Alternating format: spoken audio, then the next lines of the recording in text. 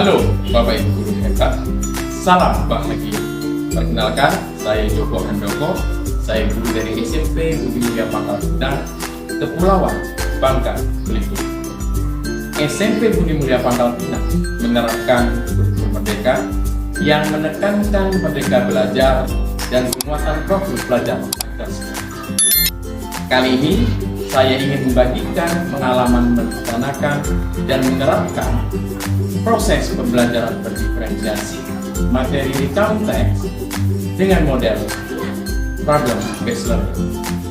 Tahukah Bapak Ibu apa yang harus dilakukan agar sukses dalam mengajar? Pemberian reward kah atau piagam prestasi? Ikuti saya ya.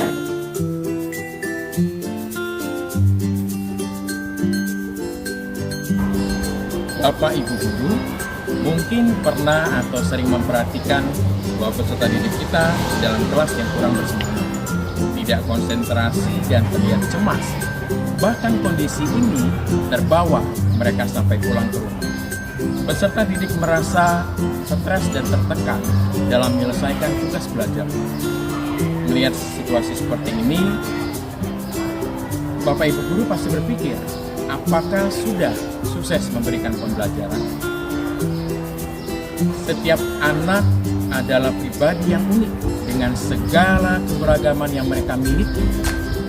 Bapak Ibu, agar sukses dalam mengajar, kita harus mengenali peserta didik kita terlebih dahulu melalui asesmen diagnostik, baik yang kognitif maupun non-kognitif, yang akan memetakan kelompok peserta didik berdasarkan kesiapan, minat, dan gaya belajar.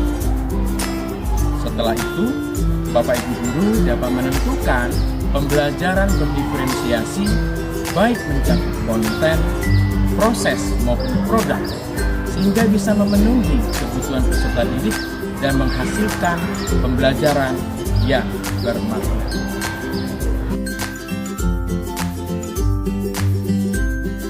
Yang pertama, diferensiasi konten. Pada pembelajaran kali ini, saya mengkreasikan materi pembelajaran saya sesuai dengan gaya belajar peserta didik, yaitu visual, auditori, dan kinestetik. Bagi peserta didik yang memiliki gaya belajar visual, saya menampilkan gambar-gambar. Bagi peserta didik yang memiliki gaya belajar auditori, saya memutarkan sebuah video. Bagi peserta didik yang memiliki gaya belajar kinestetik, saya memberikan pembelajaran melalui permainan kuis. Dan yang kedua, diferensiasi produk. Bagi peserta didik yang memiliki kemampuan menggambar, saya mempersilahkan peserta didik tersebut dapat mengumpulkan hasil karya mereka dalam bentuk gambar. Bagi peserta didik yang memiliki kreativitas dalam menulis, mereka boleh mengkreasikan tugas mereka dalam bentuk tulisan. Dan bagi peserta didik yang suka berbicara di depan umum, mereka dapat mengkreasikan produk mereka dengan membuat rekaman video. 23 it was a very great holiday, and also 19 April until 26 April 2023 it's very great. Hello everybody, my name is Kalista Fianka Henry. You can call me Kalista. And right now, I would like to share you guys about my experience during 8 holidays. During 8 holidays, I did my activities like usual, such as playing my phone, eating. Yang ketiga, diferensiasi proses. Yang saya lakukan di awal dengan menyusun instrumen diagnostis kognitif, lalu menganalisis hasilnya untuk mendapatkan kelompok peserta didik yang paham, agak paham, dan yang belum paham. Setelah itu saya mendekati peserta didik tersebut dan bertanya, serta menawarkan untuk membuat kesepakatan kegiatan yang mereka inginkan. Nah, dari hasil analisa tersebut, Bapak Ibu, didapati bahwa kemampuan dasar yang dimiliki oleh peserta didik saya dalam pelajaran bahasa Inggris adalah peserta didik saya memiliki kurang mampu menganalisa fungsi sosial, struktur teks, dan unsur kebahasaan dari teks recount dengan tepat. Sehingga saya akan menjelaskan lebih terperinci dan lebih jelas lagi terkait materi tersebut. Terima kasih.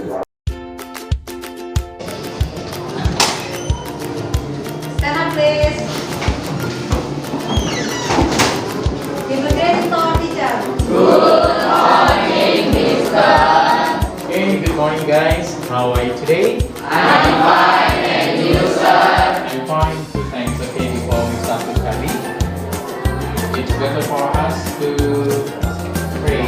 So, want to lead us to pray? We are going to study now. Give us goodness and happiness, so we can study well. Okay, thank you. So, it's better for us to wear a mask. Come on.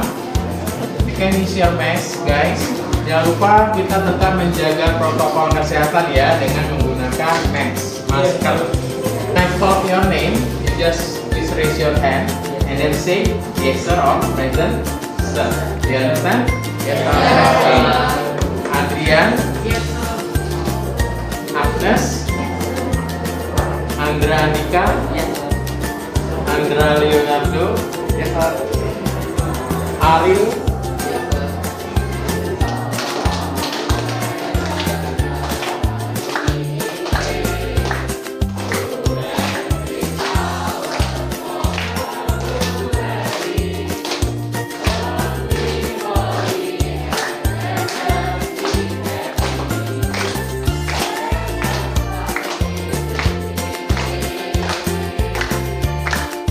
How was your holiday?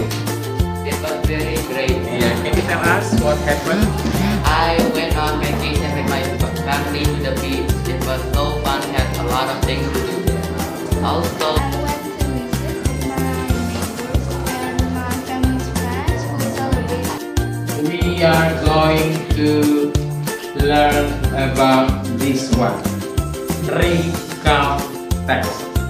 Ya, kalau kita membahas tentang suatu pengalaman atau apa yang sudah kita lakukan di waktu lampau, maka ini berarti kita akan belajar yang namanya tentang recount text.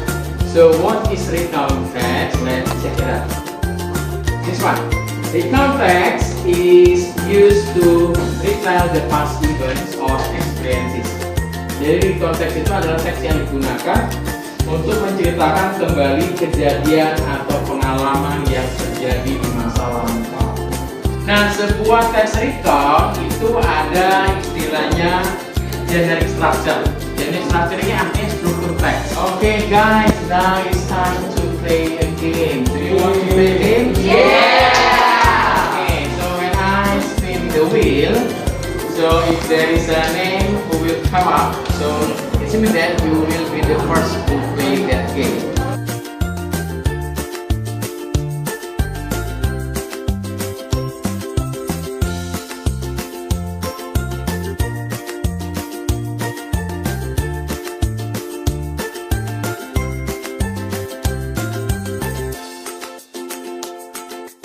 Okay guys, I think that's all. Thank you for your attention.